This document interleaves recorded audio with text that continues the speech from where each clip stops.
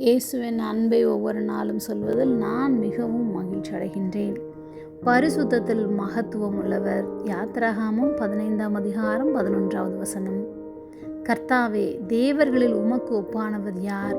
பரிசுத்தத்தில் மகத்துவம் உள்ளவரும் துதிகளில் பயப்படத்தக்கவரும் அற்புதங்களை செய்கிறவருமாகிய உமக்கு ஒப்பானவர் யார்? தேவனாகிய கர்த்தர் இஸ்ரவேல் ஜனங்களை அடிமைத்தன வீடாகிய எகிப்திலிருந்து விடுவிக்கும்படியாக பல அற்புதங்களையும் அடையாளங்களையும் செய்தார். பார்வோனுடைய மந்திரவாதிகளால் ஒரு சில அற்புதங்களை மட்டுமே செய்ய முடிந்தது. ஆனால் கர்த்தர் செய்த ஒவ்வொரு மகத்துவமான அற்புதங்களையும் கண்ட அந்த மந்திரவாதிகளே இது தேவனுடைய விரல் என்று சொல்ல ஆரம்பித்தனர். கர்த்தர் நம்மை மன்னிப்பதிலும் நமக்கு இரக்கம் காண்பிப்பதிலும் மிகவும் ஐஸ்வர்யம் உள்ளவர். நமக்கு நன்மை செய்யும்படியாக நமக்காக இறங்கி வந்தார். நமக்கு ஒரு பிரச்சனை என்றால் நமக்காக யுத்தம் செய்வதையும் நமக்காக பரிந்து பேசுவதையும் இன்றும் செய்து கொண்டிருக்கிறார். இயற்கைக்கு எந்தவித தேவ வல்லமையும் கிடையாது.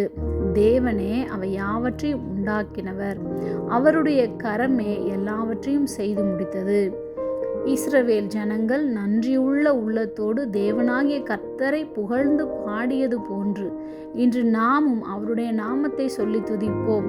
அதிலும் அவர் பரிசுத்தம் உள்ளவர், மகத்துவம் உள்ளவர் என்று சொல்லி மிகவும் பிரியமுடன் அவரை துதிப்போம். ஜெபம். அன்பின் பரம தகப்பனே, எப்பொழுதும் எங்களோடு கூட இருக்கிறவராகவே இருக்கிறவரே, பரிசுத்தத்தில் மகத்துவம் உள்ளவரும் துதிகளில் பயப்படத்தக்கவரும் எங்களுக்கு அற்புதங்களை செய்கிறவருமாகிய உமக்கு ஒப்பானவர் ஒருவரும் இல்லை. அதற்காக நாங்கள் நன்றி செலுத்துகிறோம். இயேசுவின் நாமத்தில் பிதாவே, ஆமென்.